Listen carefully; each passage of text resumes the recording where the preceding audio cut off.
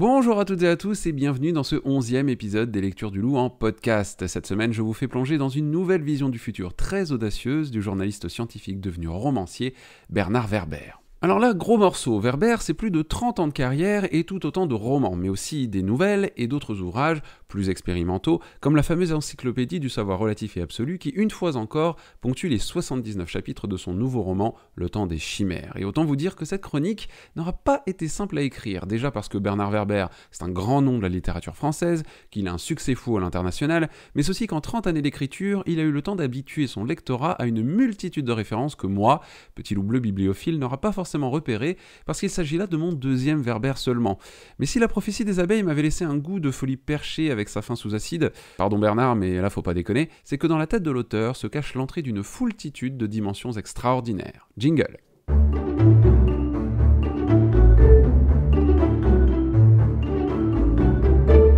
Ce n'est pas la première fois que Bernard Werber imagine un possible futur pour l'humanité. Dans sa trilogie de la troisième humanité, l'écrivain avait réfléchi à un moyen de sauver les hommes en créant les micro-humains, des êtres qui, du fait de leur taille minuscule, ne pourraient plus autant polluer l'environnement qu'ils ne le font actuellement. Bien que fictive, la mission était honorable, surtout quand on voit à quelle vitesse l'homme détruit les écosystèmes et pollue sans aucune vergogne une planète déjà à l'agonie depuis de nombreuses années. Ah ouais, ça va dénoncer, là je vous préviens, je suis pas le dernier à penser du mal de notre propre espèce. La course au capitalisme, la destruction de la planète, les tueries animales, les déforestations et pillages sous-marins, bref, je suis colère. Vous auriez vu ma tête lorsque j'ai appris que les claquettes chaussettes étaient à la mode, là c'était pépite. Puis là, tout récemment, quand j'ai constaté que les sandwichs triangles pouvaient coter jusqu'à 5 € sur l'autoroute, là ça m'a limite donné des envies de Covid. Dans le temps des chimères, c'est la scientifique Alice Kammerer qui, toujours dans le but de sauver l'humanité, imagine un futur dans lequel l'homme aura renoncé à sa nature d'homo sapiens pour survivre dans un environnement toujours plus hostile. Le postulat de départ est très simple, si l'homme ne change pas de forme, il est voué à disparaître pour de bon. Mais s'il s'adapte aux modifications drastiques de son environnement, il pourra alors subsister. C'est ainsi qu'Alice lance le projet Métamorphosis, qui consiste à créer génétiquement des êtres hybrides mi-hommes, mi-animaux, afin qu'ils puissent se servir de leurs nouvelles capacités pour survivre aux catastrophes naturelles engendrées par les sapiens. La scientifique projette alors de donner vie à des hommes chauves-souris qui pourront voler et éviter les tremblements de terre, à des hybrides hommes-taupes qui pourront eux vivre sous terre et ainsi éviter les radiations solaires, et enfin des hybrides hommes-dauphins pour survivre aux inondations et autres catastrophes maritimes. Mais lorsque son projet, encore à l'état expérimental, est découvert par un journaliste à sensation dans les sous-sols du Muséum d'Histoire Naturelle de Paris, les réactions sont vives et loin d'être bienveillantes. Sa vie menacée, Alice n'a d'autre choix que de vivre cachée et à l'abri de tous. Son ami et ministre de la Recherche, Benjamin Wells, dont le nom parlera forcément aux aficionados de Werber, l'envoie alors en orbite dans la Station spatiale internationale afin qu'elle puisse travailler en paix et mener ses expériences à bien. Mais alors qu'elle vient de donner vie à ses 3 premiers hybrides, Aerial, Digger et Nautix, ADN, notez la subtilité, Alice découvre avec horreur que sur Terre, la Troisième Guerre mondiale fait rage et ravage la planète à grands coups d'attaques nucléaires sur tous les continents.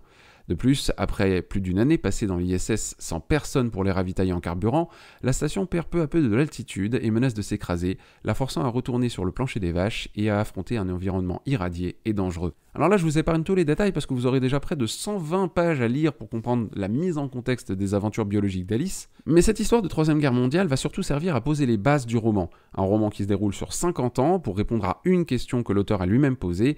Qu'adviendrait-il de l'homme si celui-ci changeait de forme ?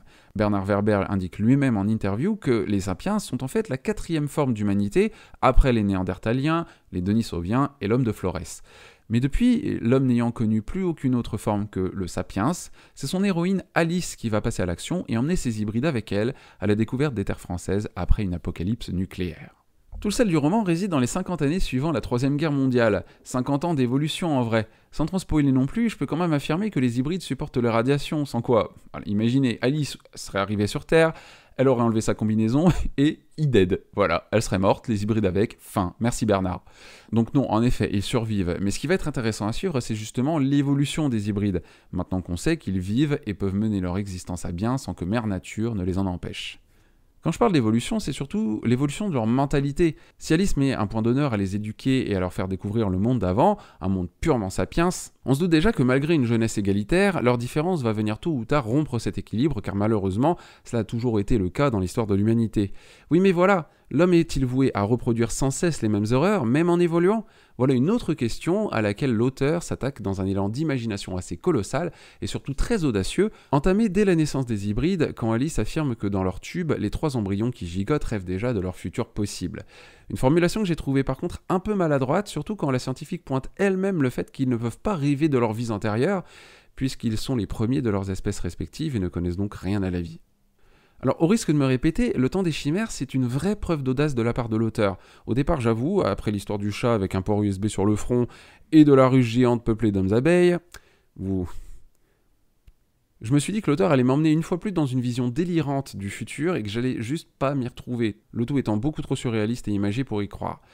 Je vais pas dire non plus que dans ce nouveau roman, tout est parfaitement réaliste, on reste quand même dans le domaine de la SF avec beaucoup de zones obscures et de libertés prises par l'auteur, comme par exemple l'absence du traitement de la grossesse d'Alice après son retour sur Terre. Have you heard of la gravité? Ou encore un manque de détails sur les diverses sources de nourriture, car après une telle catastrophe, on s'imagine un régime paléo pour tout le monde, mais avec Mère Nature irradiée, nourrir des centaines de survivants, ça semble plutôt ardu comme tâche sans matériel adapté.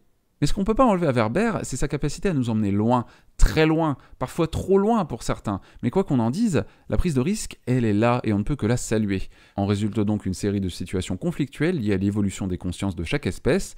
Werber aborde les thèmes de la perversion des esprits, des guerres de religion, du sempiternel spécisme et parle même de gènes du racisme.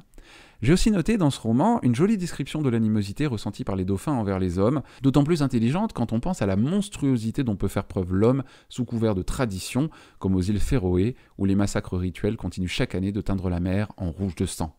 Toujours sans spoiler, j'ai noté un message écologiste et paradoxalement antispéciste assez fort lorsque, par la force de l'évolution, les sapiens se retrouvent considérés comme l'espèce vouée à disparaître car incapable de survivre telle qu'elle et traités comme ils traitent actuellement d'autres espèces vivantes. Un inversement des rôles dont je ne vous dirai rien mais qui clairement m'a fait lâcher mentalement le plus beau chais de toute ma vie. En résumé, Le Temps des Chimères nous emmène loin. Je vais pas vous cacher qu'au bout de 50 pages, j'étais déjà en train de me dire « Ouh là là, j'ai peur pour la suite !» Mais c'est finalement avec plaisir que j'ai parcouru les 500 pages du roman, reconnaissant le travail d'imagination colossal de Bernard Werber. Et si vous écoutez cette chronique après avoir lu le livre, vous comprendrez pourquoi j'ai bien envie de retrouver Axel dans un futur ouvrage, et pourquoi pas dès 2024.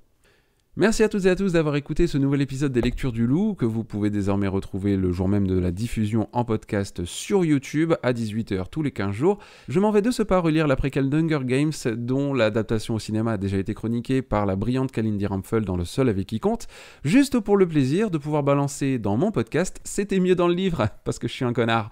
Je vous embrasse bien fort sur votre œuf humide, lâchez-moi tous vos commentaires sur Apple Podcasts, Spotify et toutes les applications de podcast possibles et imaginables, sans oublier de me lâcher 5 étoiles au passage, parce que c'est ça qu'on aime.